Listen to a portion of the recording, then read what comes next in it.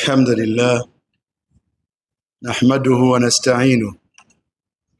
ونؤمن به ونتوكل عليه ونعوذ بالله من شرور أنفسنا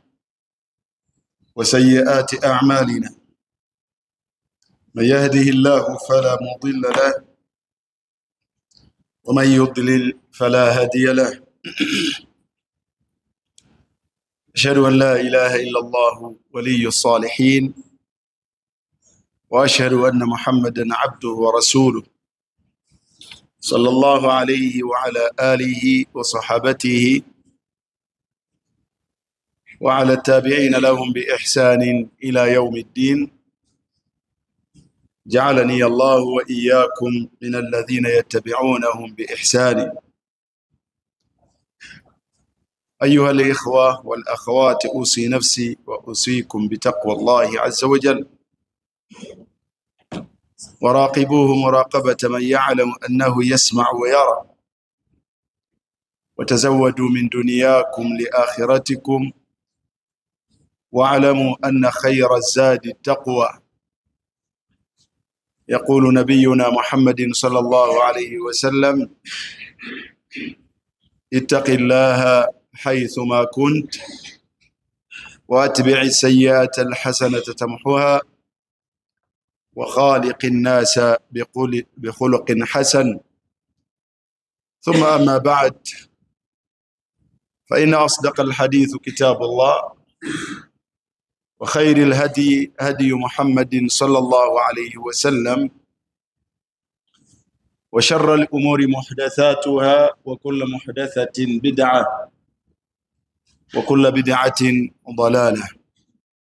وثبت عنه صلى الله عليه وسلم وكل ضلالة في النار. أيها المسلمون السلام عليكم ورحمة الله وبركاته.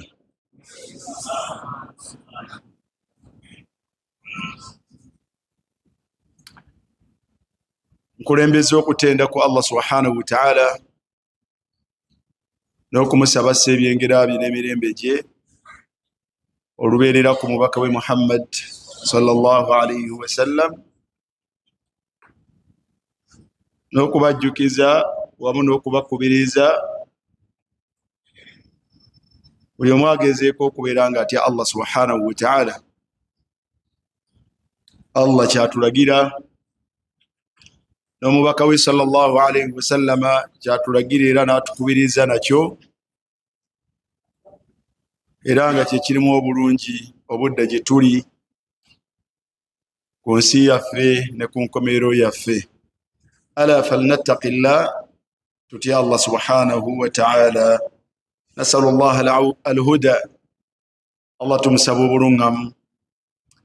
tumusaba okumutya, tumusaba atugaggawaza obugagga obulungi ate ne tumusaba atugabire obwetoowaze. Mwegayirira Allah subhanahu wa ta'ala atuyigirize ffe n'abantu baffe n'ezzadde lyaffe,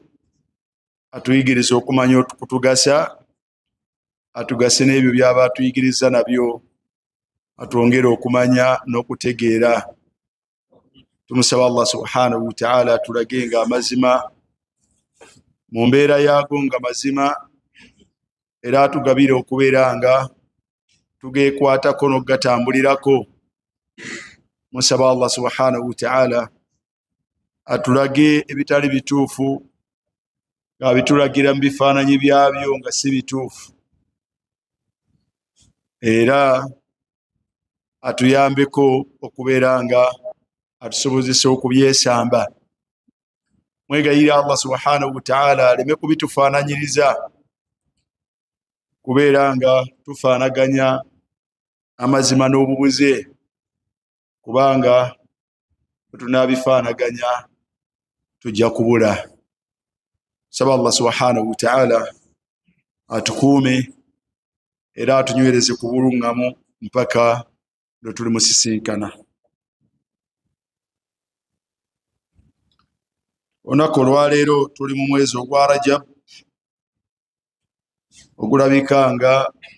guseebengerera okuggwako. Era ennaku z'omwezi ziri mmeka?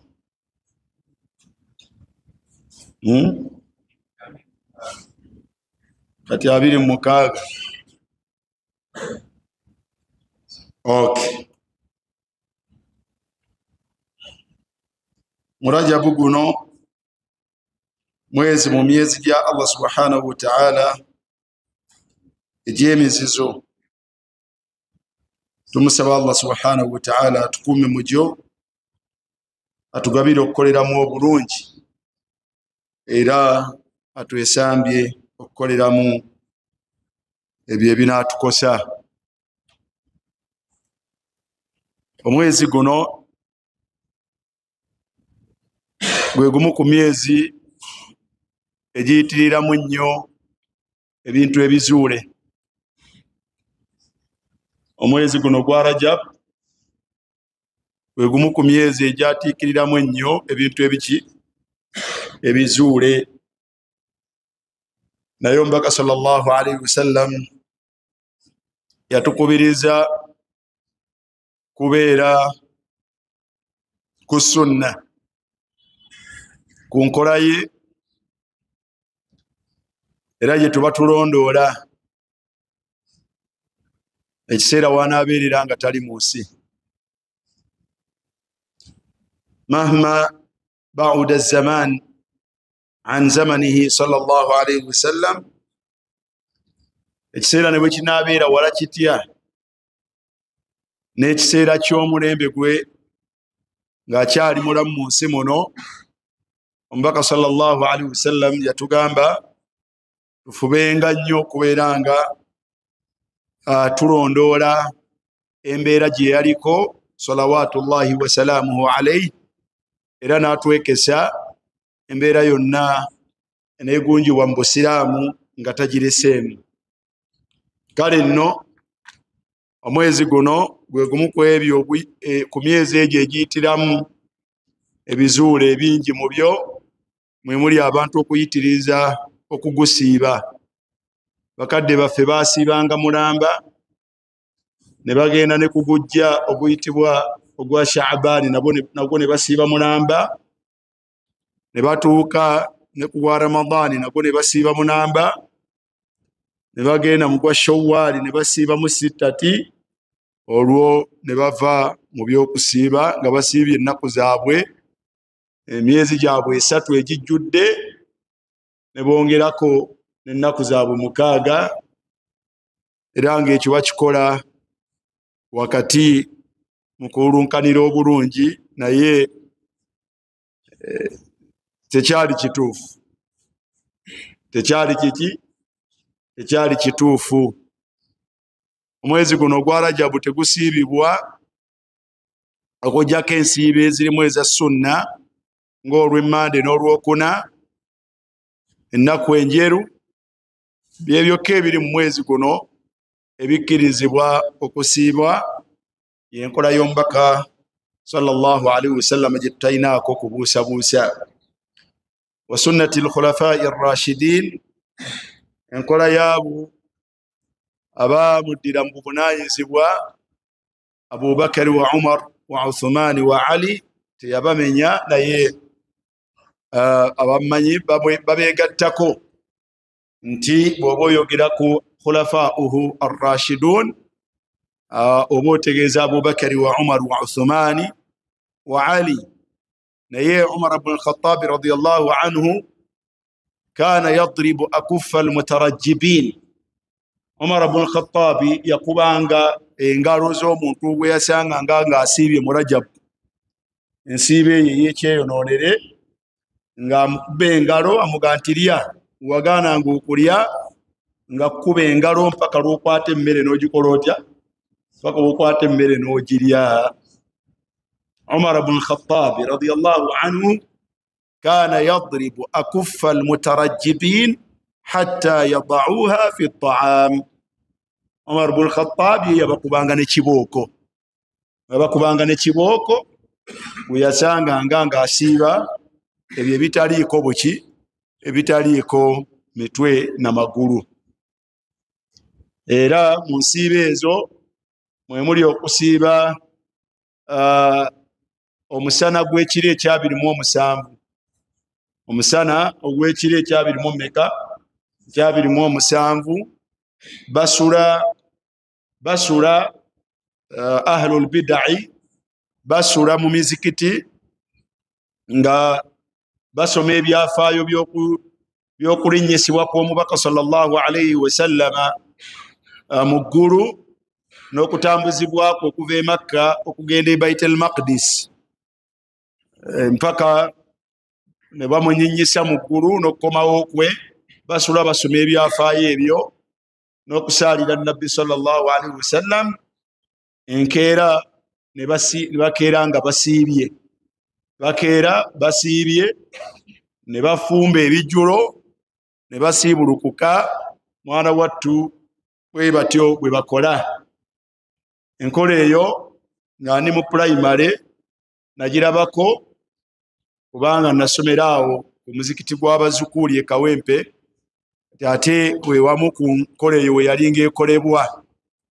era nga tusula mu bbinu eryo ery'okusoma Isira ne Miraaje enkeera abakulu nga basiibye nga tugenda mu maaso n'ebyafaayo byaffe n'okusaalira nabbi kawungeezi nga tusiibulukuka mu nsiibulukuka nno ddala ey'omuggundu omuceere n'ebyokulya nga bibeerawo mu bungi. Ennaku zino waliwo omuzikiti gwasigalamu ebintu ebyo oba guli Kabalagala awo kansanga ebintu ebyo wana omwaka guno sinawulira nnyo nga babiranga naye gumanyiddwa mu bikola ebyo abantu bagenda ne basulayo nga bali mu kafankunaali oyo nga balowooza nti ddiini so nga bali mu bubuze osome ekyafaayo ekyo koosiibe obwo buki mugambe mu lwatu buki mutya obwo bubuze si buluŋŋamu n'akamu n'akeddagala k'obulabemu nga mulimu omuwalimu abutuddemu wabeerewo omuwalimu abutuddemu obwo bubuze wa kullu bid'atin dalaala si ffe twogera wabula omubaka sallallahu alaihi wasallama yagamba nti ebyo wadde mubibalabikiranga eddiini naye bubuze nasalullaha an yasimana tewaliiwo obujulizi bulaga ti nabbi sallallahu alaihi wasallama yalinnyisibwa mu ggulu oba olugendo olwo olwa Isra ne Mi'raj tilwaliwo mu kiro ekyo ekyabirimu omusanvu tewaliiwo obujulizi bulaga ti Isra wal Mi'raj yaliwo mu Rajabu mu kiro ekyabirimu mmeka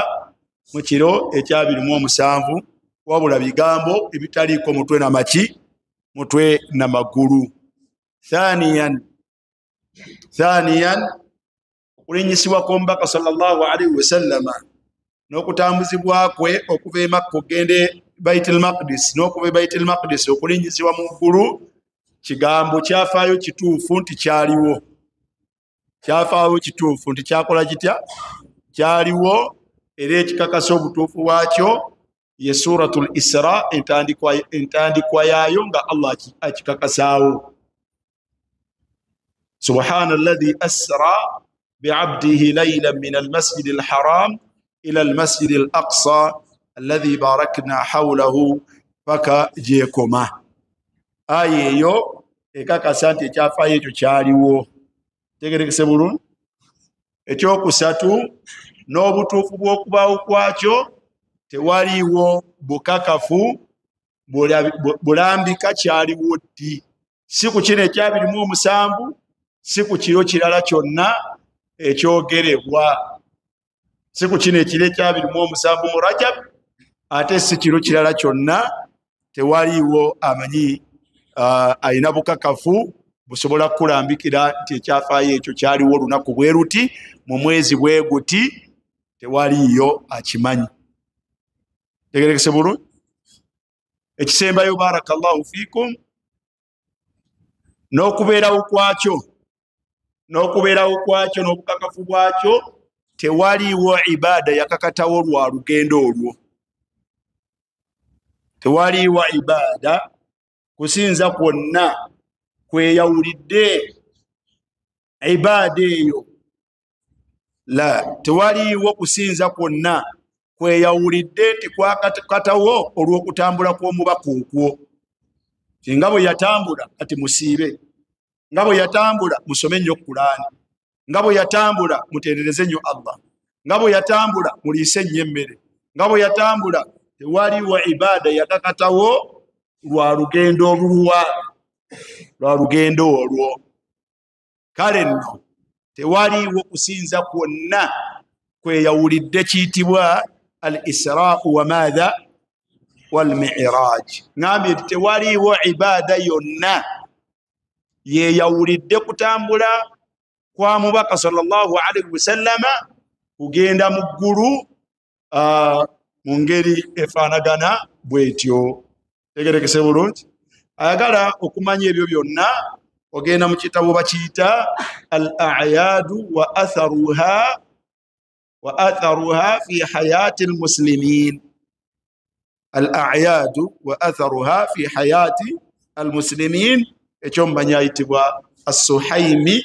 ojja kulaba ebyewuunyisa ono oba oyagala mazima walillahi alhamdu ojja kugafuna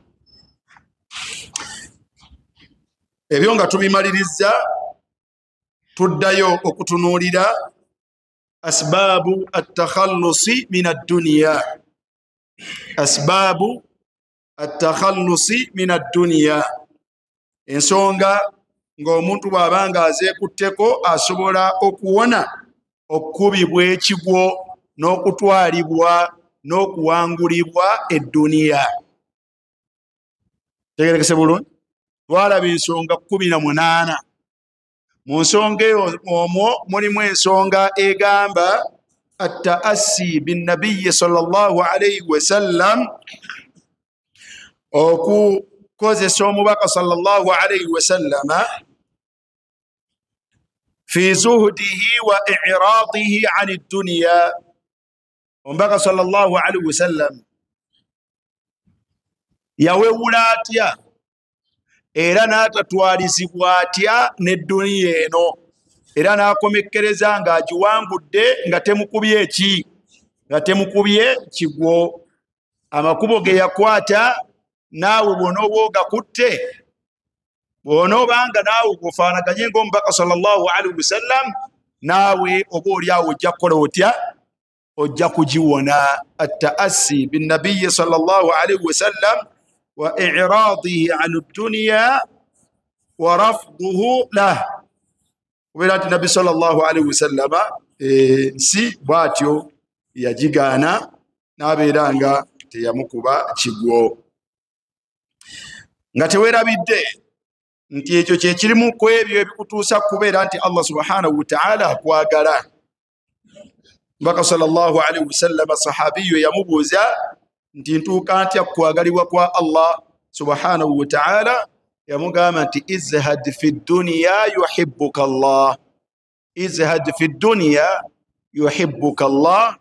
mwana wattu ensi gitwale nga si ya nsonga nnyo giwewule ow'ekitiibwa Allah subhanahu wa ta'ala ajja kukola atya ajja kukwagala iyakum an takbura dunya fi sudurikum bino byonna mbyogera nensaba Allah subhanahu wa ta'ala mahma kana al-amr embeera yonna kebeerenga edduniya fi'lan ngezze gy'oli kubanga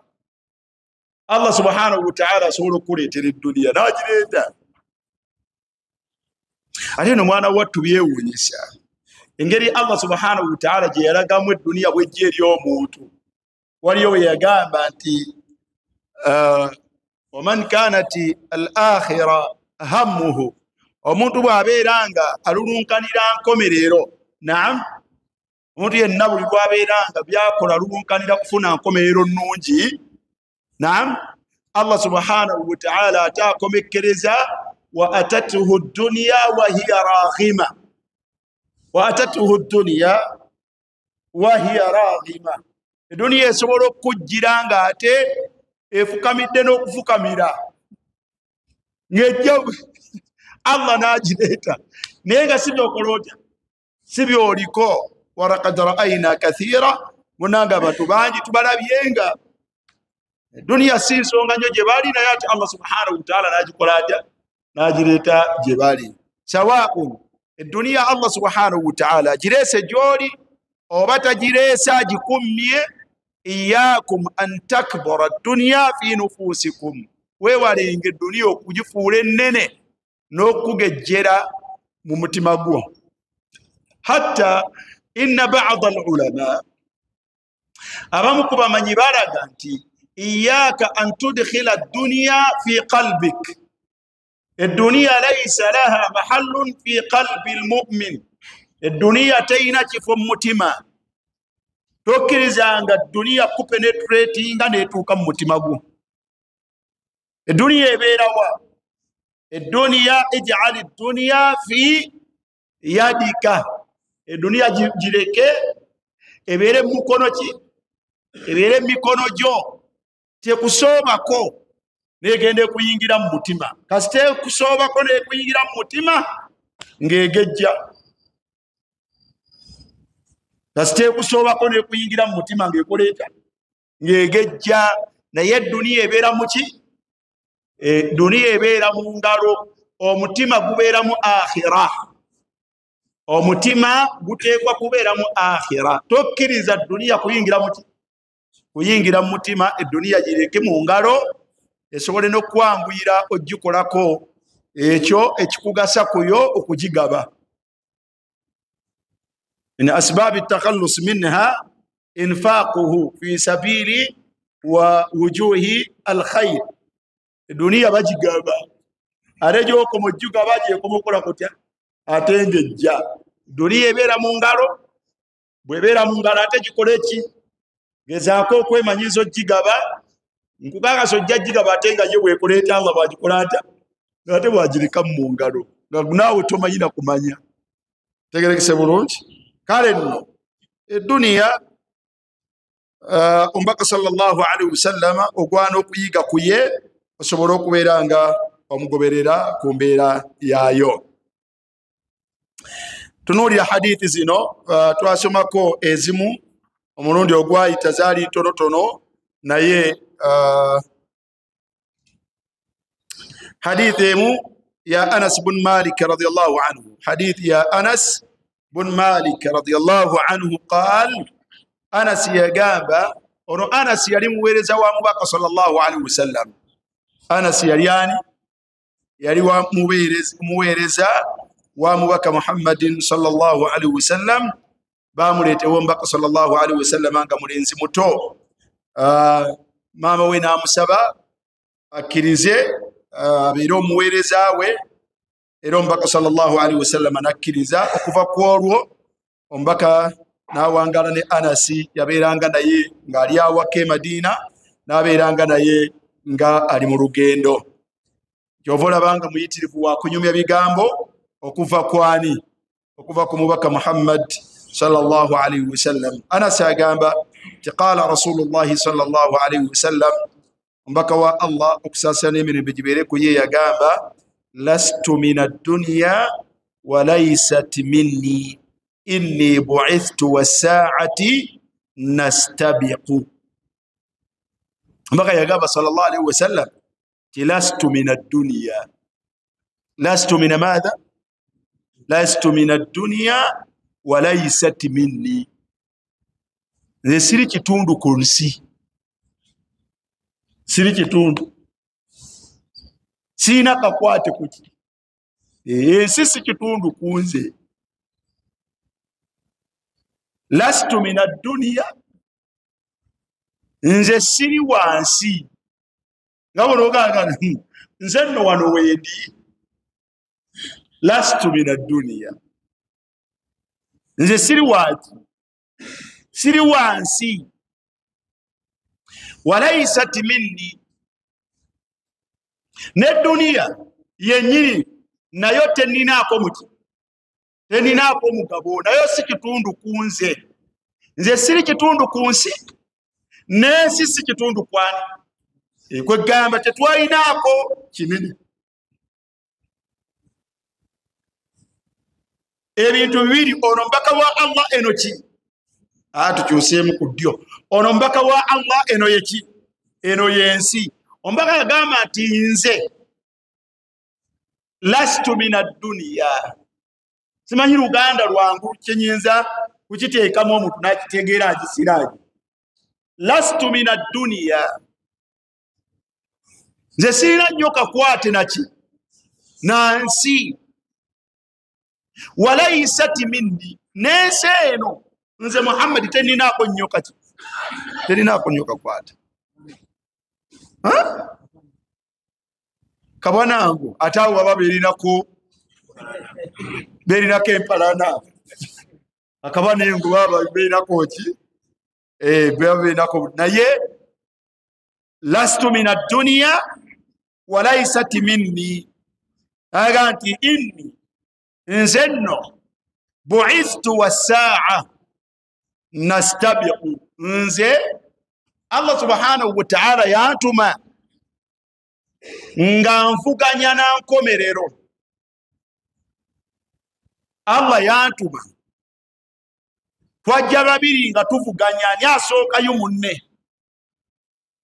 ani asookayo munne nze tuvuganya na nkomerero kutya nti nze najja n'enkomerero twajja buki twajja bulembwe mu hadithi enda Abubakar yagamba sallallahu alaihi wasallama nti bu'ithtu ana was-sa'ati kahataini wa shabbaka baina usbu'aihi as-sabbabati wal-wusta nze Allah yantuma yansindika mu nsi muno ne tujja nga bwolaba ennwezi n'ebbiri olwanva mu mba ne olwa wakati twajja bameka babiri mu ngeri eyo okuvuganya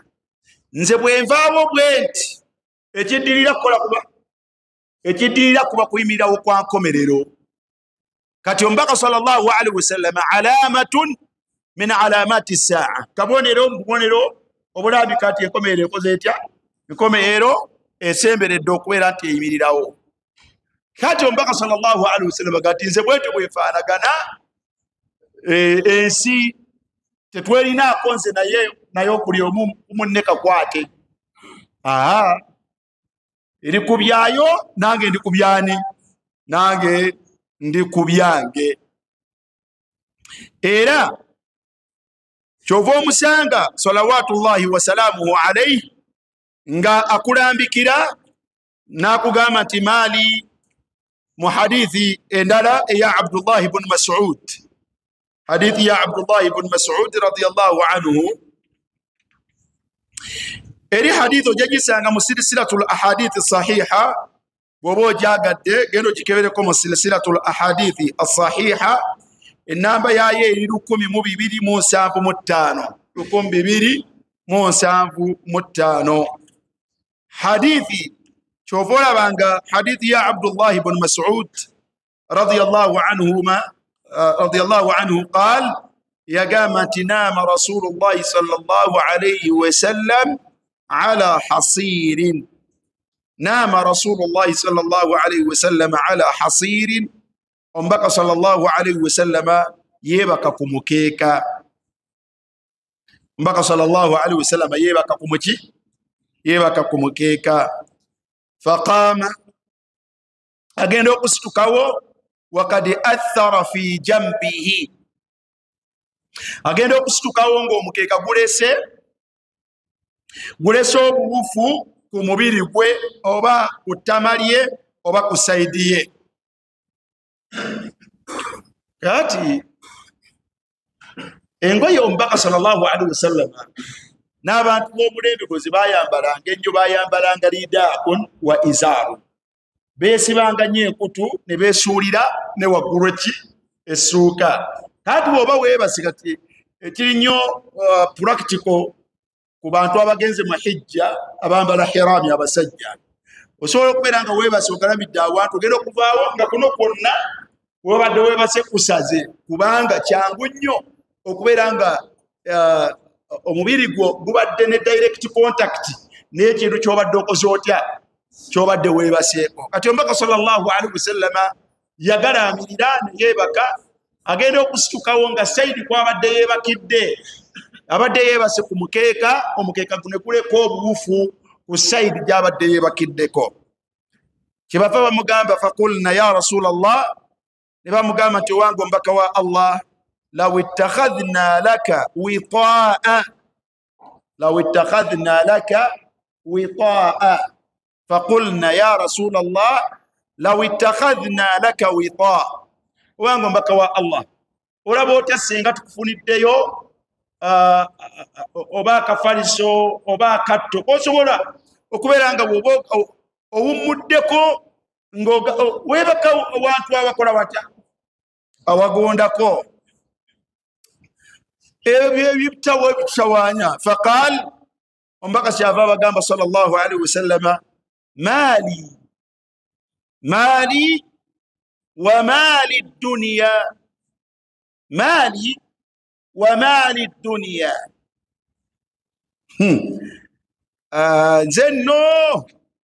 nzenno n'eddunia, nzenno naki nga nfaaki n'eddunia, nze nga nfaaki naki nga nfaaki n'eddunia. Ma ana fi dunia, nze bwe mulaba siri mu nsi muno, siriimu okujjako oba oyagala okumanya engeri gye ndimu mu nsi, ndimu mu mbeera illa karakibin, embeera yange mu nsi kasitaafuna ekimpisaawo, kasitaafuna ekikola gita ekimpisaawo. Nze mu dunia ndimu nga omutambuze yeebagadde ali ku nsolo ye. istadhalla tahta shajaratin, istadhalla tahta shajaratin, eyeewogomyeko wansi w'emuti mu kisiikirize. Thumma raaha, oluvannyuma n'avaawo ne yeeyongerayo. Watarakaha, n'aleka ekisiikirize. Kisooka omubaka sallallahu alaihi wasallam yagamba nti ebyo mwagala bibatawaanya, naye maali waliddunia bibatawaana. Nze n'eddunia sigwamu nnyo lwa dunia. Ekifaananyi ekyokubiri kye yeekubirako salawatullahi wasalaamuhu alaihi, yaga nti nze mu nsi. Ekifaananyi ekituufu kwoyinza okugeraageranya embeera yange mu nsi kya muntu yeewogomyeko wansi wa kisiikirize mu kuyitirirwa kwokwokya kw'omusana, naye munange tabeerawo nnyo. Era bw'amala okuwummulako, thumma raaha, oluvannyuma atambula n'avaawo n'akola atya, n'atambula n'agenda. Kikyo ekifaananyi ekituufu. Naye omubaka sallallahu alaihi wasallam naama, omubaka yali yeebase. Otulo yeebaka era ne tukola tutya? Yeebaka ne tujja. Bwe tugamba nti attaasi binnabiyi sallallahu alaihi wasallam, bw'oba toyagala nsi eno okukufuukira kizibu mu mutima gwo, tunuulira omubaka wa Allah obusasa n'emirembe gibeere ku ye, afuuke olw'ommodowo, afuuke olw'ommodowo. Subhana man la yanam. Ogweramu ki n'entebe ezo z'oyitako nga batimbye, ng'olaba nti kookya ziina mu nju, olwo oli bubi nnyo. Toli bubi ya akhi alkarim. Hadha rasulullahi sallallahu alaihi wasallam yanaamu ala hasiri.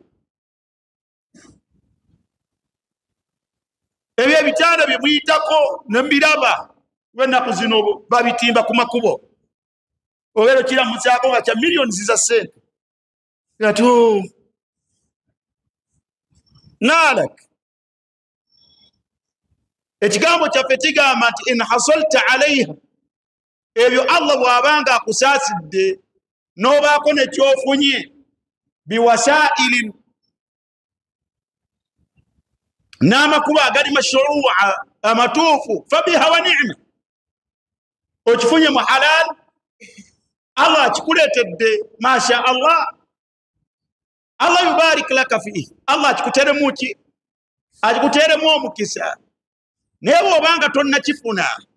tebekera nekyo Allah subhanahu wa ta'ala imbera gyakutaddemu alqana matira nekyo Allah kyakyakozatya kyakutaddemu si binene wallahi azzamna ad-dunya wama yanbaghi lana dhalik ensi tujifudde ekinene naye nga tekitusaanira taarifun masir mumanye ekyama ekirimu mu ntebe ezo kyama kirimu kimu julus kutuula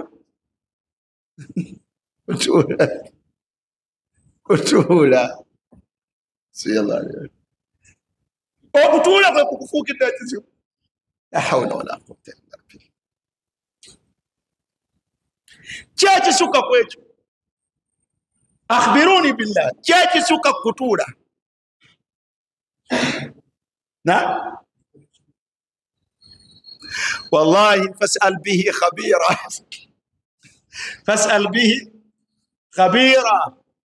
bibuze kabi tumlowoza tuogera bye tutamanyi kuntu shaban naliko mvubuka anegomba nango okuzimba kayumba mwana watu nguleko ku ntebe nange ntuleko mu ntebe masha Allah entebe gaddala ntebe washa Allah era Allah subhanahu wa ta'ala nayagala nekitukirira nezimba akayumba kange naga kaliko eddiro nengende wa mukwano gwange Najibullah nga akyaleeta furniture nemugati jagala yentebe nadeetera entebe miskini dayange eri mu sente nange natulako mu ntebe eri mu sente obitegedde mushairi obitegedde nange natulako mu ntebe ddala nga ntebe niye qaddara Allah subhanallah Allah subhanahu wa ta'ala yagena entebe zafuluma mu nju mu ngeri nange zesikiriza ati zafuluma fa asbahtu ayina mukera ku makyanga nzizeeyo ng'atuula wansi wala situkubali nga seefiirayo ila yaumina hadha mpaka olwaleero alkullu julus kwonna kukola kutya kwonna kutuula kwonna kutuula dining nange naliko dining nga yandabirwamu era we mukwano gwange agati twala eno eyendabirwamu eno yey'amaanyi nange netwala eyo ey'amaanyi ne bagisiba mu ddiiro yakutuulako nga mulya 20 dakiika 20 23 kukulya leero n'emmere gye muliira mu busungu gye mutasobola na kuliira ku mmeeza buli omu ng'atunulidde munne mwagala kwegwa mu bulago kati dining yangeri kyeyo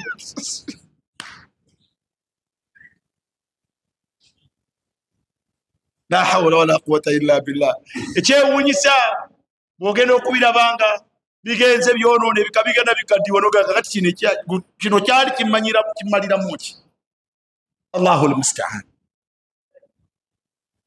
ddala ombako ebigambo bino byagamba nti maali walidunya ebintu bino si binene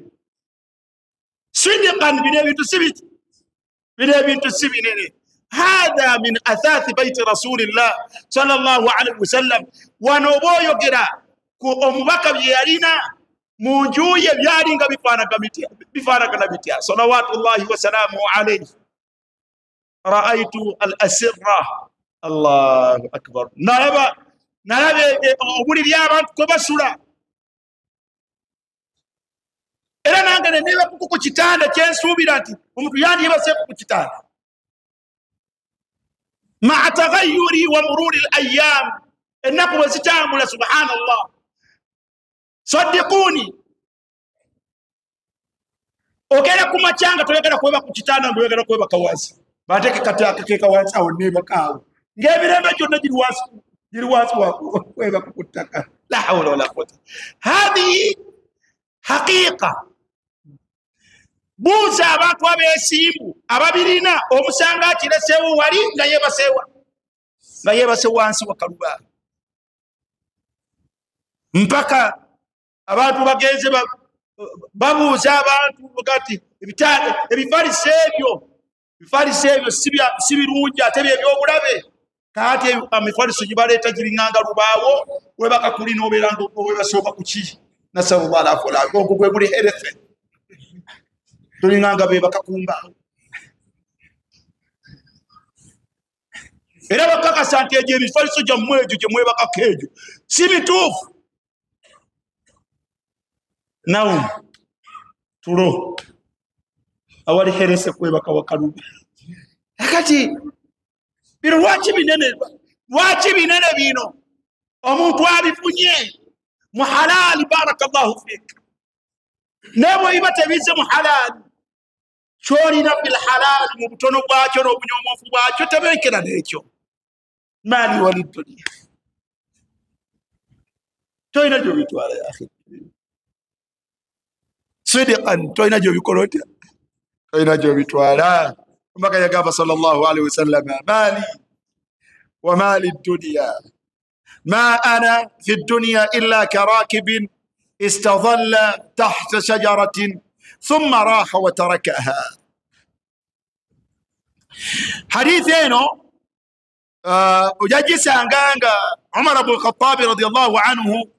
مبخاري يو عمر وقامت فرأيت أثر الحصير في جنبه فبكيت. فرأيت أثر الحصير في جنبه فبكيت. عمر وقالوا قل بك صلى الله عليه وسلم كسيدي يوم بك omukeka guleseewo obuwufu kyava kaaba faqal ombaka namubuuza ati ma yubukik ate obadde kiggwanyiziira okaabira ki faqult Umar agamba nti ya rasulallah ekinkaabya inna kisra wa qaisar ya rasulallah inna kisra wa qaisar bakabaka be qaisar kabaka we Roma ne owa Farisi fima huma fihi mumatiri bona gebalimu wa anta rasulallah ngenze okulaba ate gwe omubaka wa Allah ng'embeera gy'olimu yenkabizza faqal omubaka namwanukula namugamba nti ama tarda an takuna lahum ad-dunya walana al-akhirah ama tarda an takuna lahum ad-dunya ولنا الآخرة أما ترضى عمر ولي النار نتشارنا مركافني وقامي قيصر نكسر بين بيتي بل ما تريبون بركة ولي النار نتشارنا قرات أبيرنا شو الله يقبني أن تكون لهم الدنيا يقبني الله سبحانه وتعالى أبيرنا الدنيا يا أبو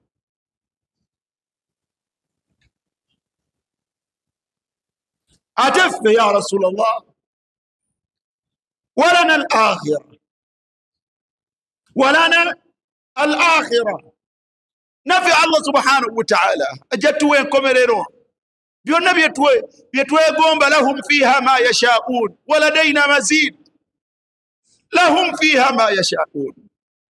نمو بيونا بمواقرة الله جابا تكرا جمو كينو كفنو مقابو كمو مجوفو لكم الآخرة مuyina enkomerero Allah gye yayogerako n'agamba nti lahum fiha ma yashaun buli kyonna kye muwulira nga mwagala okifuna Allah ajja kibawa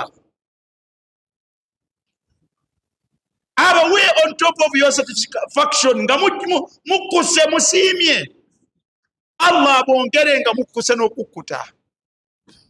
ate nga byabawa mumwe nyini temugenda kutukawo nabyo si byakutukawo nammwe. هذه قسمة ربنا أنا ينتقتك يا الله سبحانه وتعالى باتو يا غبانيا أينا بيسراو أكوي دنيا يا عمر توينا كابا مزيقلوا فاتك الدنيا لا omubaka yakoma ku Umar ibn Khattab okubeera nga takaaba bisababi ma faata Rasulullahi sallallahu alayhi wasallam min ad-dunya. Takaabira ekyo omubaka kyasubiddwa mu nsi. لا تحزن يا أخي الكريم، لا تبكي على نفسك، بقاؤك لا ينبغي، تبكي للدنيا. وكابلت فاتك شيء من أمتعة الدنيا تتكابي على لقد فات الدنيا بياسو من هو أفضل منك akusinga obulungi. Ya Rasulallah,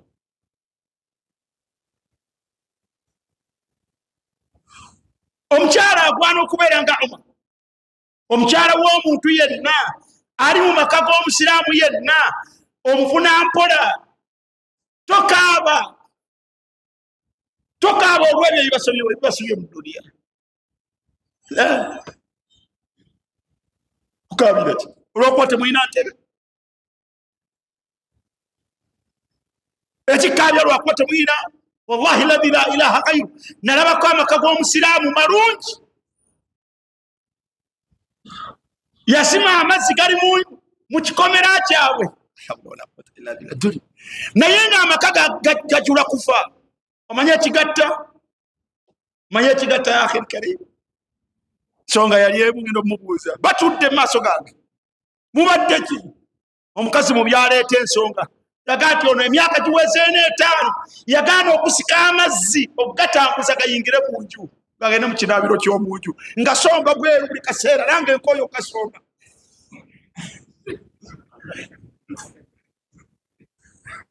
Amaka gaagala kufa. Gafiira ki? Amazzi omusajja emyaka giweze 4 gakyamulemye okuyingiza wa mu kinaabiro ky'omunju.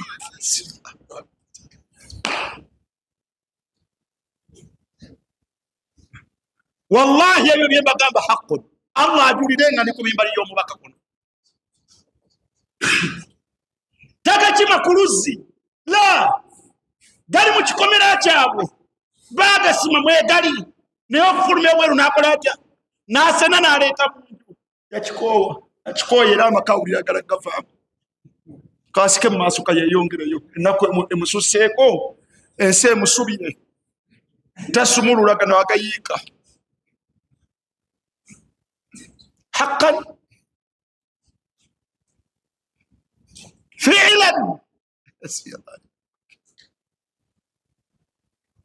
ورأيت تمني سبناك عظمتموها مجفدنني ورأيت نلم يكون مجالا nga tashku nga akaba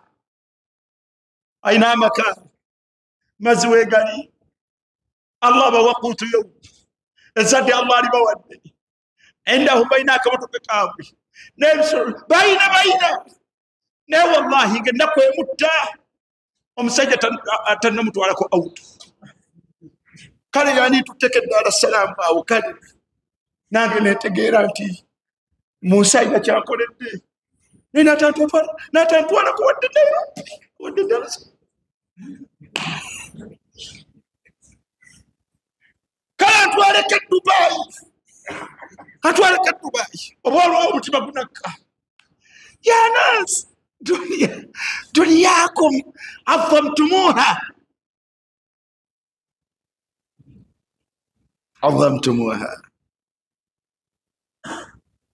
Mbaka abuuza Umar okabye kyekikabya, mbaka talaba wose oge mukabya.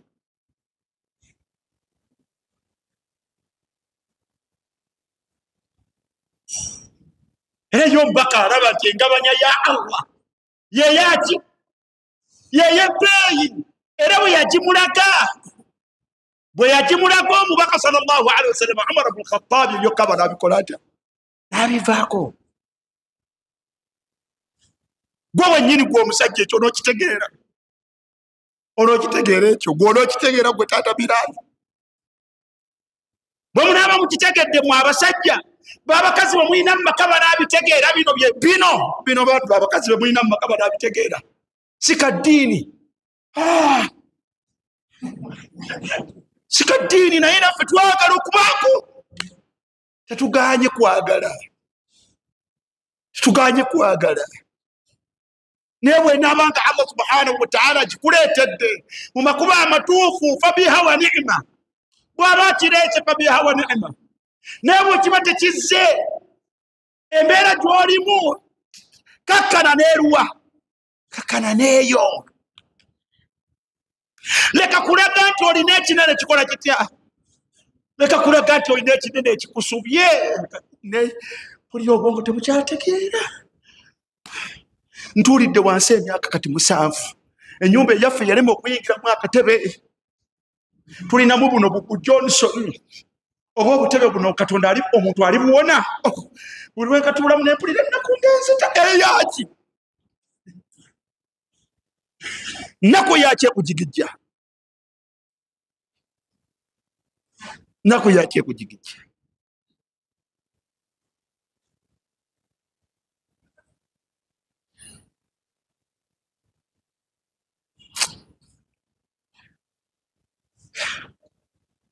simanyi oba byenda byonna mu byemulabi mukwano gwange yagulako emmotoka bagiyita president yeyekka yali agireese mu Uganda yeyekka bwe nali ngirabyeko ng'agireese mu Uganda neemulemerera ate siddangayo kulaba mulala agireese waliwo yali agirabyeko motoka bagiyita president waliwo wajogirabyeko nani mukwano gwange yeyekka yali agiguzeeko n'agiruka Uganda emmotoka eri buno twagituulangamu ng'agivuga nga bw'osakundabirwamu weeyita abavuga nti basiru mmwe mutubbye basiru mmwe mutubbye ati seekati owulira emmotoka ebigambo ebigiwerekerera ava Makindye naye kati seekete emmotoka mu byentamyeko okuva e Makindye n'okuddayo enyo 10,000 kuvaayo n'okuddayo 10 nga likoze litya nga ligenze pulezidenti nga okituulamu netaliko ku masaajinga entebe zaayo tuula mulinga egiragira omubiri ogwo la hawla wala quwwata illa billah هذه هي الدنيا naye yagivugamu emyezi naga ati seeke emmotoka siina gafana mmotoka emmotoka awanye weewaawa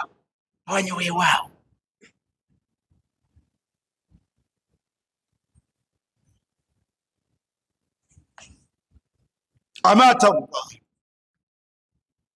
beesimye abaddu boolabanga bali mu mbeera tekusanyusa nnyo naye nga balimu akati Allah subhanahu wa ta'ala mutabani wange waali wano olunaku lumu mbandi naye ne wabeerawo munnamateeka omugundiivu nga tuli naye awantu n'amugamba nti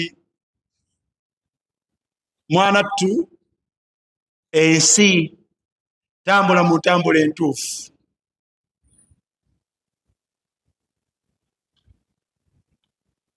onotambula mu ntambula entuufu Allah subhanahu wa ta'ala sawfa yu'tika rabbuka wa tarda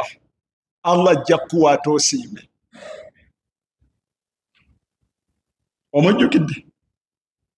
ganti Allah jakuwa tokolota osiime yali amukubiriza ntobeera ne wattuuyo tobeera na wattuuyo kobanguliddwa bwotyo kakati oteekwa okukola kino osobole okubba osobole okukuŋŋaanya ensi yagati tambula mu bukkakkamu mu ngeri entuufu bw'onoobaayo n'ekikyo Allah ajja kikuwa toosiime ajja kuwa Allah kigambo ekyo sigenda kyerabira negata musiraamu ono asobola okuvaamu ebigambo ebifaako bwebiti.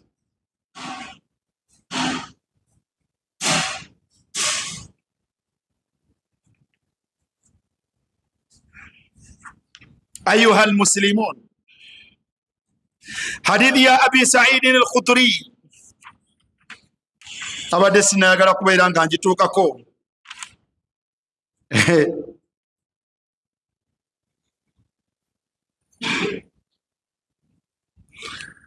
Olowooza otya gwe ne mukyalawo abeeraba mu mbeera embi? Olowooza otya ku hadithi ya Aisha radiyallahu anha? قالت عائشة قامت إنا كنا آل محمد إنا كنا آل محمد صلى الله عليه وسلم mbabuli leko mazima fetwali abantu ba Muhammadin sallallahu alaihi wasallam family ya Muhammad sallallahu alaihi wasallam Muhammad ne family ye lanamkuthu shahra Allahu akbar lanamkuthu shahran ngatakikola mawulire okumala omwezi ma nastawqidu binarin ma nastawqidu binarin nga tetukumye kutolabyeko muliro nga gukumwa mu maka gaffe. Inna kunna alu Muhammad sallallahu alayhi wa sallam lanamkuthu shahran fe twalinga fe family ya Muhammadin sallallahu alayhi wa sallam ono gwenjogerako khairu khalqillah kitonde kya Allah kisinga okubeera ekyebbeeyi gyaki naye embeera yaabwe eyawaka yafaanagana etya? Family ekinyumya etya? lanamkuthu shahara nga tusobola okumala omwezi mu maka ga Muhammad aga Aisha nogenda muga Zainabu nogenda muga mugani omu Salama nogenda mugani mu maka g'omubaka sallallahu alaihi wasallam ng'ogendayo nga bamaze omwezi mulamba ma nastawqidu nara nga tetukumye ku muliro. In huwa illa tamur wal ma in huwa illa tamur wal ma ngoro tuwangalira kuti nga tuyimiriddewo ku mazzi nantende nga tuyimiriddewo ku ntende n'amazzi naye tetwafumbye emmere nga tusobola okumala omwezi nga tetufumbye si lwakuba nga tetwagala naye nga tekoze eti terabise. Abakyala b'abasiraamu bino bali bitegeera. Abakyala b'abasiraamu bino bali bitegeera ne bakakkanako ne bayambagana ne n'abaami baabwe ku kubeera nti babeerewo mu mbeera yonna Allah bw'abawa fabiha wa ni'ma ne bakozesa kyabawadde bwakendeeza ne bategeera nti Allah yakendeezezza ne basigala nga buli omu mukakkamu eri munne.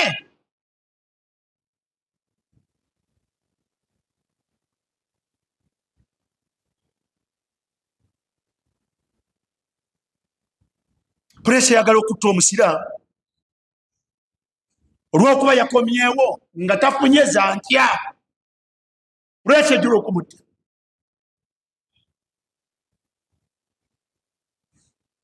Abaala presi zijjula okubatta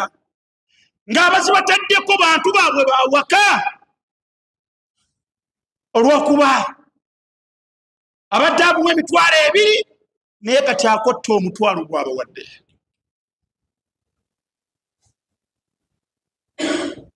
Bino biritebeekera mu bakyala baffe.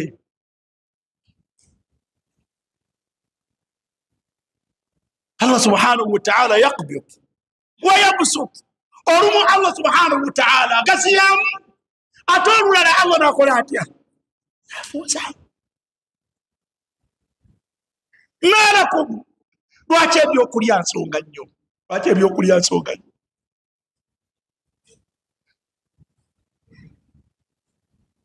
lwaki ebyokulya nsonga njekyemuli amaka gombaka tegaafaako baafumba emyaka gyonna omubaka sallallahu alaihi wasallama n'atuuka okufa n'abalekawaawo mu ngeri efaanagana bweti.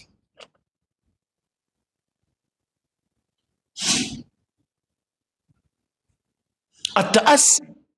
بالنبي صلى الله عليه وسلم بسيم يا بابا ينابا شالا بسيم يا بابا ينابا شالا mugole wange omu yaze ku office langa ntiseeka kuva lwe twafumbiriganwa mbeera yakyukamu naye neebaza mukazi wange ono abadde mugumiikiriza okunsinga oluusi nyiza omukubira akasimu nga ndemedde mu kibuga ne muga nti sinnakwasaamu bikyagaanye nanga nti ate onoosula mu kibuga jangu komawo tewaliwo buzibu komawo tujja kubeerawo Faruku genjogera mazima kati yankubira nanga nti komawo nenzirayo nga nange ngewaka sityayo naye kati Allah subhanahu wa ta'ala agenza atuzaamu okulinnyalinnyamukko katutuuse mu 30% tuseemu okulinnyalinnyamukko naye munnange ono abadde ampanirira nnyo nenzira ewaka nga sityayo.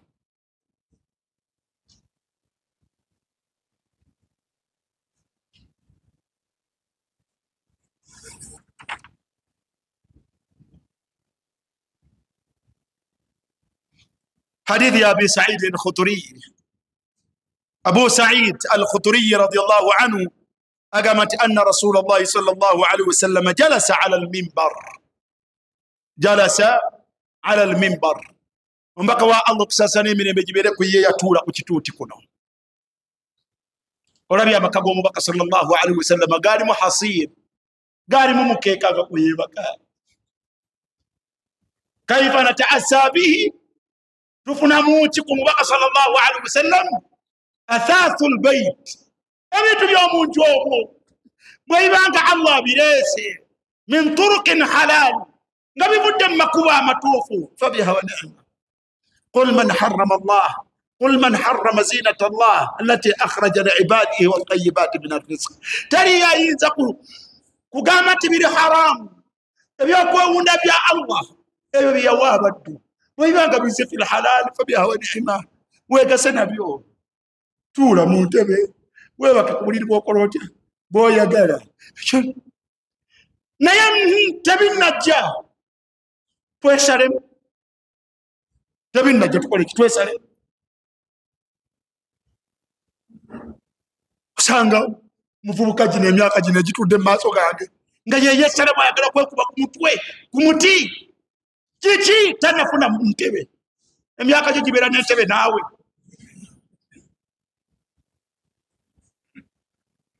emyaka gyo gibeera n'entebe tuula wansi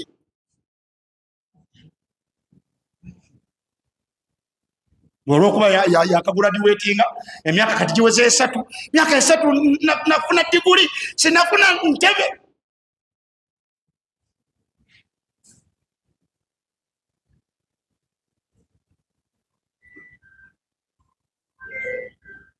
olwokuba yasirabye wasiraje ow'emyaka 6 wakakolera emyaka 2 oyagala bintu by'abantu wakoledde emyaka 3 oli mulamu oba oli majunu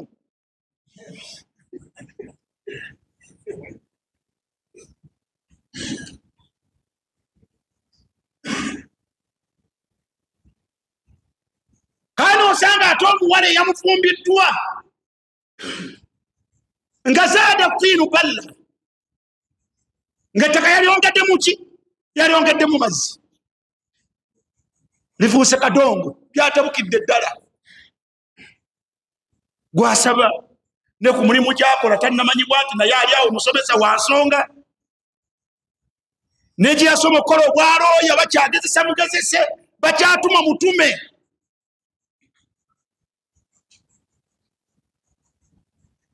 simwesiga naye mukazi waalaba nafumbirwa looya nafumbirwa musomesa yalaba yatuuka owaye leeta nga kino tetukirina waliita jjiwo bakomekereza abo babadduseeko nti tebalina bakomekereza bagenze mu basajja bakulu ab'ebizibu olagawa oyingirira biki byosobola basajja abakulu obamanyi gwe beera mu bato banno ogambeera mu bato banno ate bato banne tebalina mmotoka bate banne tebalina nnyumba kati ate mu basajja bakulu gye baagala ate balina ebizibu byabwe bakwataganye mulabi kutuusa ng'otegedde wa woolina okukola otya woolina okuba aye n'otuulawo ng'otegedde nti wano watfaanana watya wafaanana bwe wati bw'oba olumbye bakulu gumira ebizibu byabaki byabakulu bw'oba osigadde mu layiniyo ey'abavubuka banno beera mu bizibu byammwe ng'abaki ng'abavubuka bwe bityo bifaanagana ila an yatiya allahu bilfaraj paka allah lwanaabagulirawo paka allah lwanaabagulirawo al ashiyaa la taati sahala tebijja kujja mangu abadan muteekwa okubaako nga muyina we muyise okutuuka kukola kutya abu said al-khudri radiyallahu anhu agamba nti anna rasulallahi sallallahu alaihi wasallam jalasa ala al-mimbar ombaka yatuula ku kituuti kuno eno ye mimbar jalasa ala al-mimbar waliwo abayita kiri ye mimbar kati jalasa ala al-mimbar yatuulawo Gati kaere mu mimbali wali obo gati yatuula mu mimbali yatuulawo eno gye bayita ki gye bayita mimbar ombaka sallallahu alaihi wasallam yatuula ku mimbar faqal naga nti inna abdan khayyarahu Allah inna abdan khayyarahu Allah mazima omuddu Allah subhanahu wa ta'ala yamuwa okusalawo wakati بين أن يؤتيه من زهرة الدنيا ما شاء بغا يمغان تيروندا شمكو بيبي nkuwe ku matiribona gensi gobo yagadde wa baina ma indahu kuwe ku matiribona gensi oba nkuwe ku ebyo ebiri ewange donda ko kimu ku bibiri senga obeera gwe masengere senga obeera gwe Allah agati rondako nkuwe ku byennina eno oba nkuwe ku byokwewunda by'oku nsi Muhammad Kayondo biba bikusobedde inna abdan mazima omuddu khayyarahu Allah subhanahu wa ta'ala yamuwa okwesalirawo baina an yu'tiyahu min zaharati dunya ma sha agati kyosalawo kyenkuwa nkuwe ku matiribona gesi gobo yagadde oba wa baina ma indahu oba nkuwe ku biri ene wange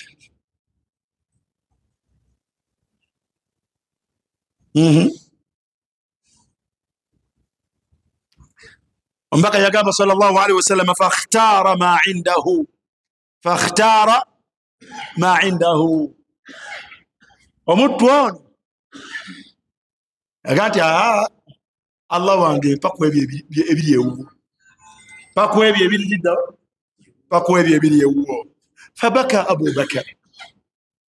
فبكى ابو بكر الصديق رضي الله عنه يتاني كلام مزكا وياوي ombaka ngayogera ebigambo ebyo fabaka n'akaaba kyekikaabyawo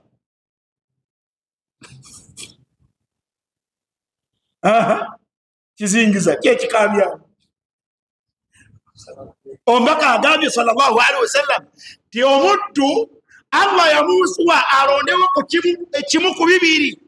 aidha Allah muwe ku byokwewunda n'amatiribona g'oku nsi gaba yagadde oba si ekyo amuwe Allah ku ebyo ebiri gyali londako kimu. Omubaka agamba sallallahu alaihi wasallam nti omuddu oli yalondawo ma inda Allah, nalondawo ebiri eri Allah subhanahu wa ta'ala. Fabaka Abubakar, maka wamala okwogera statement eyo, Abubakar Siddiq radiyallahu anhu nakaaba. Waqal, teyakoma kukaaba, nagamba nti fadainaka bi abaina wa ummahatina. Maka wa Allah, twasalawo ffe bulaba, twasalawo era tulirete okubeera nga kyonna kye kyetaagisa tujja kununula nakyo. Kababeere bakitaffe, kababeere bannyaffe nga Muhammad sallallahu alaihi wasallam. Weetaaga kutaasibwa, weetaaga kununulwa, olina kuwa obuzibu bw'olimu bweweetaaga okugibwamu, nga maama waffe gwe tuteekeddwa okuwaayo oba bakitaffe tubawaayo ove mu buzibu obwo ya Rasulallah.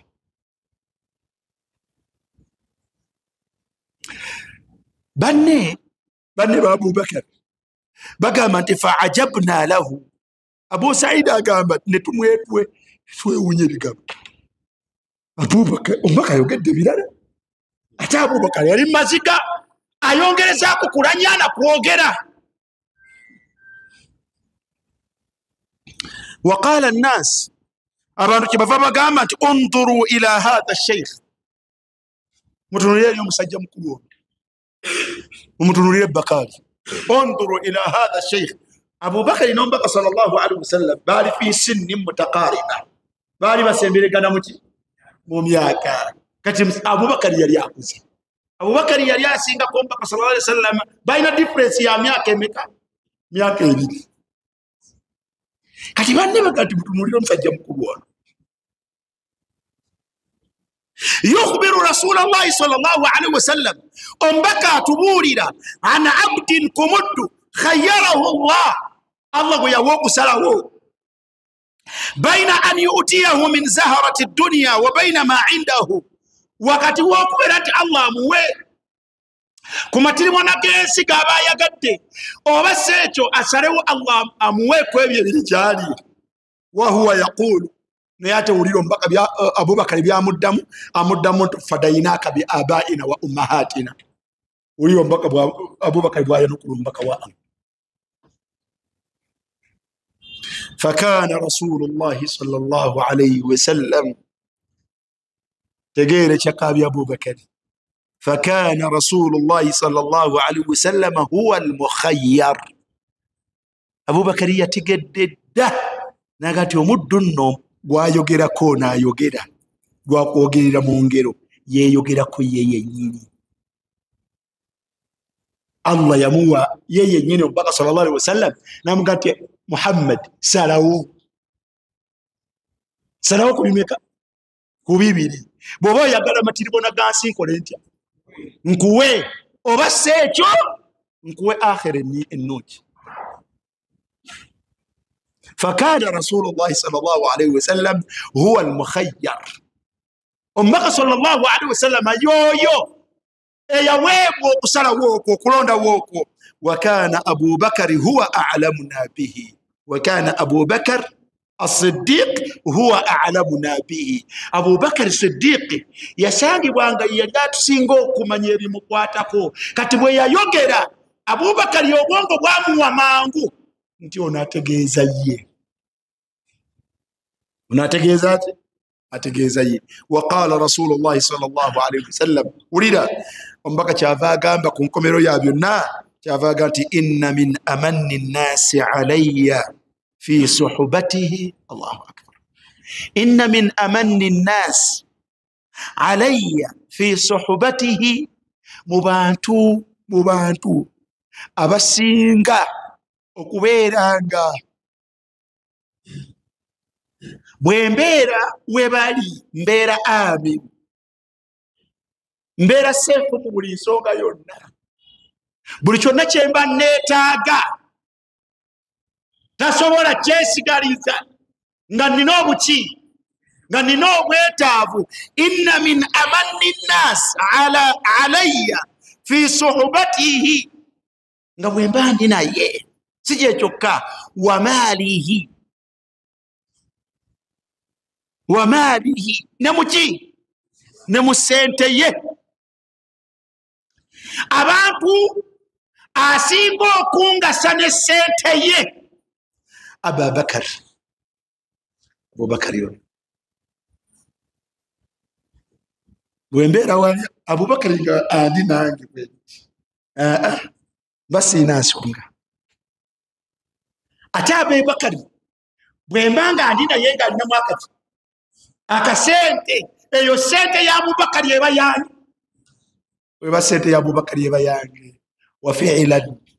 dara min amanni nnasi alayhi salawatullahi wa alayhi wa sallam yali Abubakar mukabula muliro. Abubakar ina incident bbiri toyinza zikkiriza, ayina incident bbiri toyinza zikolaki. Abantu bonna mukabula muliro abantu bonna Makka yabalemerera, ng'abasajja babayigga, ng'abasajja babatta, ng'abasajja babakolako ebikolobeero by'otoyinza kukkiriza. Buli omu ng'anoonya gy'addukira kuwona. Ya Rasulallah, bwefuna wempita ŋŋende timugende.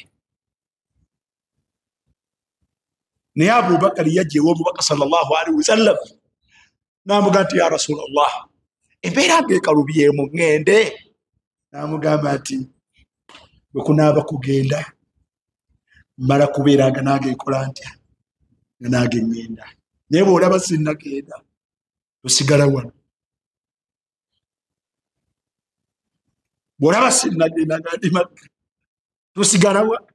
Oba tuli mu mbeera ki tusigala wano. Era Abubakar as-Siddiq radiyallahu anhu nadda ewuwe,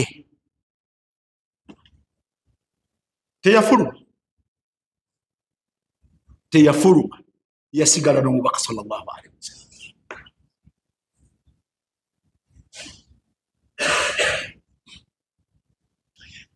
Mpaka amawulire ogajja oluvannyuma lw'ekiseera nga Allah akkiriza omubaka waasenguke agende Madiina. Era omubaka sallallahu alaihi wasallam yamutumira n'agenda n'amugamba nti kaseera kakoze kata katuuse. Era ne bafuluma bombiriri mu ngeri ey'entiisa ey'ekika ekyawaggulu nga bali abo, nga bali bameka, nga bali babiri. Kyonna ekinaamugwako agati kimugweko nga tuli bameka. Ani gwoyimirira naye mu ngeri eyo? Ani gwe yali oyimiriddeko naye mu ngeri eyo nga nti kyonna ekinajja kitukuba tuli bameka? Kitukuba kiri babiri. Kyova olaba nga bwe batuuka e Madiina ne babeeramu abasahaba abo okwemoolamoola, Allah bagamba nti mutaase omubaka wange. Allah yabaga nti illa tansuruhu, eitha mukole ekimu ku bibiri, eitha mutaase omubaka wa Allah oba si ekyo bwe munaaba muganye sibeetaaga. Faqad nasarahu Allah, Allah yamutaasaako nga tamutaasiriza ku mmwe ku mikolo gyammwe. Yamutaasa idh akhrajahu alladhina kafaru, mu kiseera abatali basiraamu we bamuteerako puresha bamuwaŋŋanguse. Naye yaga nti thaniya ithnain idh huma fil ghar, ng'ali ne munne nga wakubiri ku bantu bameka. Ono gwe yakweka ono thaniya ithnain wakubiri ku babiri si mulala Abubakar as-Siddiq radiyallahu anhu. Thaniya ithnain idh huma fil ghar, nga bali mu ngeri ya ntiisa. Idh yaqulu li sahibihi la tahzan inna Allaha ma'ana, nga buli omu agamba munne. Abasajja bwe batuula wansi nga batulaba, kyekigenda okuddirira senga batuula wansi bagenda kutulaba, nga munne amugamba nti inna Allaha ma'ana. Totulaba nga tuli babiri, tuliko owookusatu talabika ate ye w'amaanyi, tajja basobozesa kukola ekyo. mazima Allah yewokusatu kufe Allah ali naffe binasrihi n'okutaasa kwe n'okutukuuma n'okutuyisa mu mbeera eno yonna. oyo Abubakar Siddiq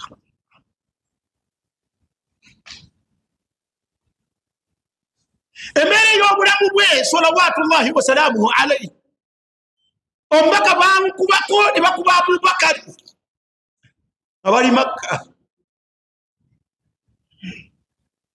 Abubakar Siddiq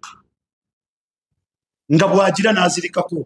nadda engulu mu bulumi bwalimu naye bulu yadde engulu nagati ma faala Rasulallah mbaka wa Allah ali ku mbeera ki kamugamba ati lya funaako okulya oli mulimu bw'onodde mu bulamu obulungi olutunaama onoomanya ebya Muhammad agati sijja kulya mpaka nga maze okulaba Muhammad ali mu ngeri eki era bamala kumusitula radiyallahu anhu ne bamutwala ewa omubaka sallallahu alaihi wasallam n'amusanga nga mulamu akkiriza n'alya.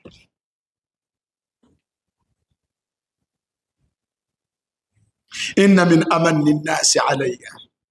fi suhbatihi bwe yabanga ne Abubakar atombulira bira ebyo nga bibeera bikoze bitya ebyo biwe teyabeeranga naye wabeerayo omuntu gwobeera naye ate nga akukodowalira naye omubaka wa Allah agamba nti Abubakari wa maalihi mu byenfuna bye nga wemba sirina nga Abubakari alina tuba tulina bwemba sirina nga Abubakari alina nga tuba tukola tutya tuba tulina.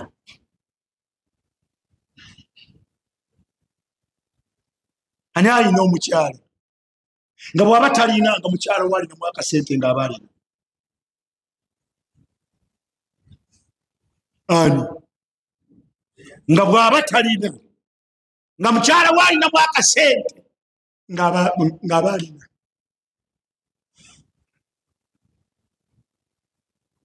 Ani alina omwami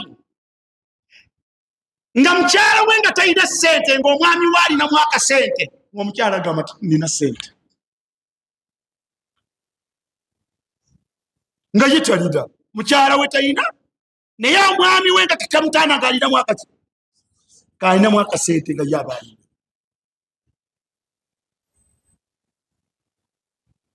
haulai min aqrabi nnaasi ila ba'dina ba'da abo be bantu abatusinga okubeera abali okumbi kuffe tetukoma kubeera nga ensonyi zituggwamu wakati waabwe wabula buli omu atuuka mu ngeri gyatatuukamu na muntu mulala yenna. naye bw'oba ne ssente ne mukyala waaba alina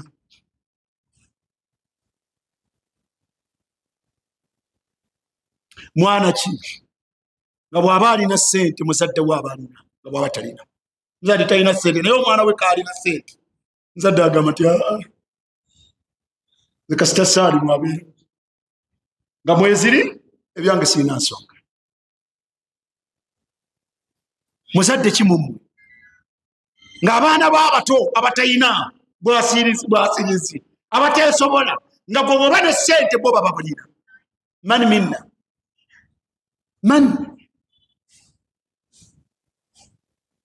man Allah asaasira abaddu sijja kwogera nonyezamu naye omuddu omuyanga nti Allah yeewuunyisa omu ku bakadde be yamuyita namuga nti jangu oyagala ki genda oggyemu ebintu ogende okole bw'onoomala okukola ojja kuzza ssente. nanga nti seeka nenyingira mu sitoowa nenzigyayo ebintu nagati genda Allah akutere mubaraka nga tabuuziza bya ssente mmeka. ye gwe oli wa ngeri ki oli mwana ki olina obwesimbu gwe ekyo bakikolera ne gataba maziga gwe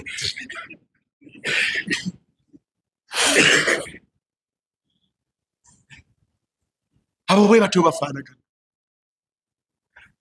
naye ekifaananyi kyenyinza okukusembereza ebyo bifeeko wa luganda luki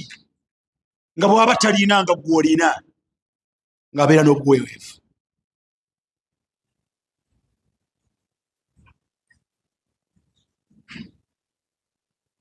yabafe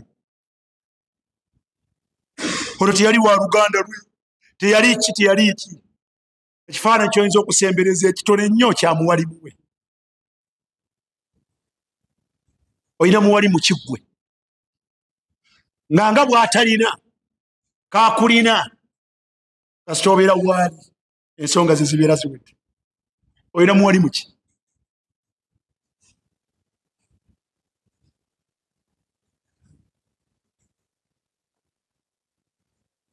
basiraamu muwali mu kiggwe gw'olina nga bw'oba ne ssente ng'omuwali mwaba alina ssente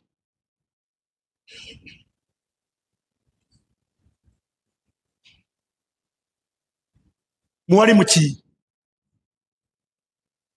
nga gwe bw'oba ne ssente omuwali mwoyo aba alina ssente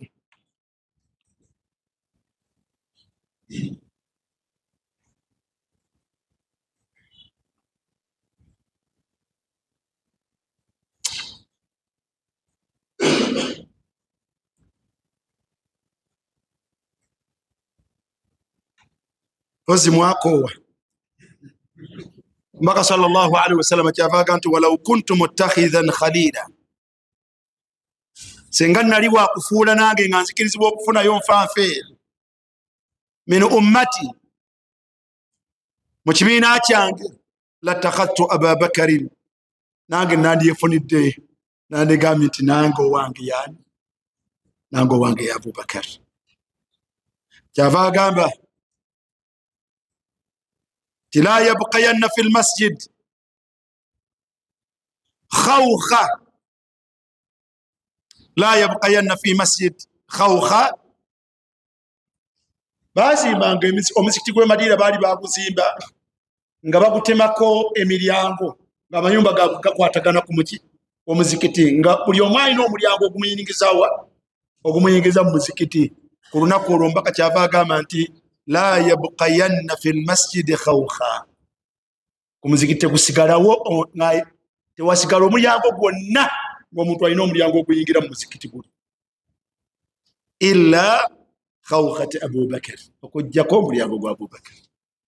gyonna emiryango mugizimbe gusigalewo gwa abubakar yekka yakkirizibwa okuba n'omulyango nga gukonekitinga ku muki nga bwayingira bwadde era aba mu muzikiti bwadde eri ng'ali muki ali mu nyumba ekyo mukirikira abubakar emiryango gyammwe ebisigadde byonna mugizibe nkizo ya mubaka muhammadin sallallahu alaihi wasallam ensi yagitwala atya yalina munne ng'amuyambako bw'aba alina obwetaavu allahu akbar duniyakum kyemwagala mumwagala ki mwagala bawalimu bammwe kugoba duniya nga bwe mugigoba ate bwe basoma ate bwe babasomesa nasallallahu alaihi wa afia duniya teyali nnene mu maaso ga mubaka sallallahu alaihi wasallam kyetujja okusembyayo insha allah bw'anaaba atuwadde obulamu kitabo nakinoonyeza kikyambuze ankonyeeko amaka g'omubaka sallallahu alaihi wasallam gaali gafaanana gatya ennyumba ze agenda okufa nga alina amaka 9 naye amaka g'omubaka 9 go gafaanagana gatya weyasulanga omubaka wa allah okusaasana emirembe gibeere ku ye insha rabbul kaaba nja kukifuna nja kukiraba kikyambuzeeko naye nja kukiraba insha allah naye duniya temukkiriza kubeera ng'ebatwala kyemba mufunye kuyo mu halal alhamdulillah mwegase nakyo kyemba temufunye mu halal mukitwale lightly mubeere n'ekyo allah kyabawulidde nakyo khitaman nga tufundikira waliwo ebintu bibiri ennaku zino waliwo omumanyi wa salaamu bateekateeka ebibuuzo ne bagenda nga babibuuza abantu mu kubeera nga bapromotinga abantu okufaayo okuyiga obusiraamu bwabwe n'okubeera nti bateekamu amaanyi ne bawulira abanaaba banywedde mu bannaabwe akendo ne babawulirayo ne obulabo tashjiiya oba okubeera nga buzzaamu abalala amaanyi ennaku zino bali mu kuwandiisa bw'obanga ofunye omukisa nga oyagala okwetaba mu kuvuganya okwo. Kuvuganya kwa ilmu na kwongera ku promotinga knowledge ya Busiraamu, osobola okugenda n'obeera nga weetaba mu kuvuganya okwo biidhinillahi tabaraka wa taala. Ekyokubiri, abaganda baffe bano abashukura Shukran Dawa Center webali awo, ono Kaswiru gwe mutera okuwulira nga muyita Kaswiru, balabika bateeseteeseeyo semina mu Ramadan ejja kubeerawo ng'ennaku z'omwezi 17 mu mwezi ogwokusatu. Tusuubira Ramadan okutandika ng'ennaku z'omwezi either 10 oba 11 awo mu biseera ebyo omwezi ogwokusatu, naye eno ejja kubeerawo ng'ennaku z'omwezi 17 omwezi ogwokusatu omwaka gwa 2024 wali ku masjidi Namuŋŋoona erinaanye ekisaawe. Kale nno mukubirizibwa kubeera nti mweteekateeka mubeere nga mujja kugibeeramu. Nammwe abalina ku ssente abasobola okubayambako mubayambeko basobole okuteekateeka semina eyo biidhinillahi tabaraka wa taala. Ndowooza n'ebigambo ebyo mukkirize tukomaawo. Subhanaka Allahumma wa bihamdik ashhadu an la ilaha illa anta astaghfiruka wa atubu ilaik wa sallallahu ala sayyidina Muhammad wa alihi wa sahbihi wa sallim. Wassalamu alaikum wa rahmatullahi wa barakatuh.